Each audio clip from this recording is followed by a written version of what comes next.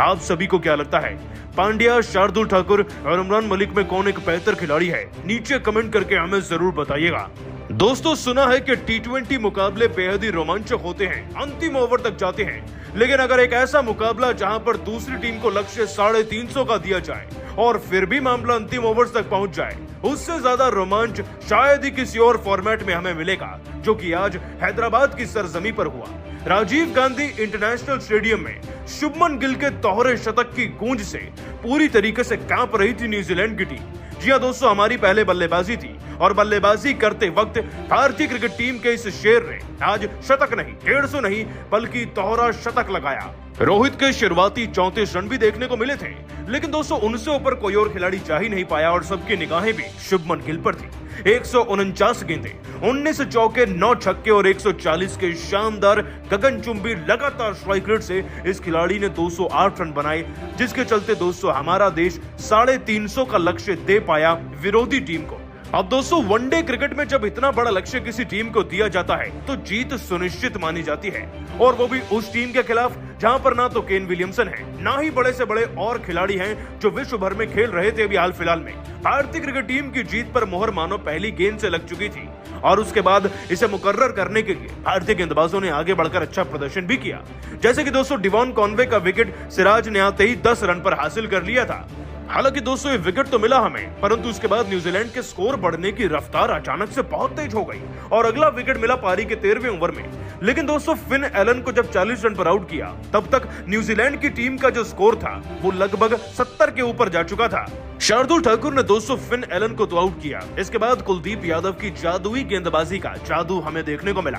दोस्तों कुलदीप ने जहां हेनरी निकोल्स को क्लीन बोल्ड किया, तो आगे चलकर डेरिल मिशेल का भी विकेट अपने नाम कर लिया था।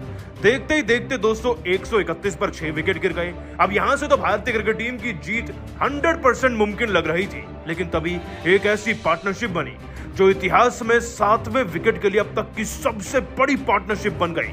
ये पार्टनरशिप थी दोस्तों मिचेल सेंटनर और ब्रैकविल के बीच में, जो न्यूजीलैंड की टीम को जीत के इतने करीब ले गई कि दर्शकों की सांसें लगभग रुक चुकी थी मैदान में उस वक्त पर। आप सब इस बात से अंदाजा लगा सकते हैं, 29वें ओवर के बाद हमें विकेट मिला पारी के 47वें ओवर में, जो सिराज ने लिया। सिराज ने दोस्तों इस जोड़ी को तोड़ा और मिचेल सेंटनर को विकेट लेकर उन्होंने भारतीय क्रिकेट टीम का कमबैक तो करा दिया था, साथ ही शिपली को भी क्लीन बोल्ड कर दिया इसी ओवर में।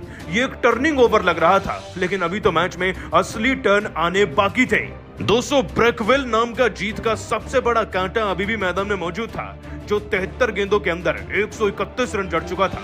12 गेंदों में 24 रन बनाना कोई मुश्किल बात नहीं जब आप अंतिम ओवर्स में पहुंच जाएं, लेकिन जब विकेट एक बचे तो राहें मुश्किल हो जाती हैं। और दोस्तों अंतिम ओवर्स को डालने के लिए पांड्या और ठाकुर को चुना गया, और फिर रोहित ने ऐसी उम्दा कप्तानी करी जिसके दम पर भारत ने इस मैच को जीता है। दोस्तों चलिए आपको अंतिम 2 ओवर का रोमांच दिखाते हैं।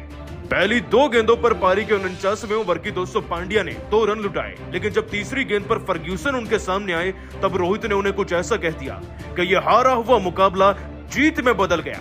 दोस्तों रोहित शर्मा ने पांड्या को करीब बुलाया और ज्यादा हाइट पर गेंद डालने के लिए कहा, ऑफ स्टंप को टारगेट करते हुए। पांड्या ने बिल्कुल वैसा ही किया। फर्ग्यूसन पूरी तरीके से विचलित हो गए और ऑफ साइड की तरफ शॉट खेलने के चक्कर में वो कैच थमा बैठे। शुभमन गिल ने उनका कैच तो पकड़ लिया, लेकिन दोस्तों इस कैच से उन्होंने मैच भी पकड़ा था। पांड्या ने मैच को पूरी तरीके से बदलकर भारत के पक्ष में ला दिया, क्योंकि दोस्तों जहां 12 गेंदों में 24 रन चाहिए थे, आगे चलकर 3 गेंदों में पांड्या ने मात्र 2 रन दिए। मतलब कि जीतने के लिए 6 गेंदों में 20 रन चाहिए थे। जीत पूरी तरीके से मुकर्रर हो चुकी थी।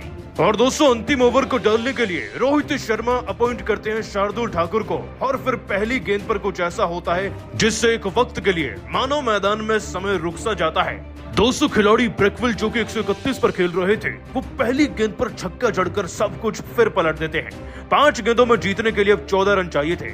प्रेशर ठाकुर के माथे पर था।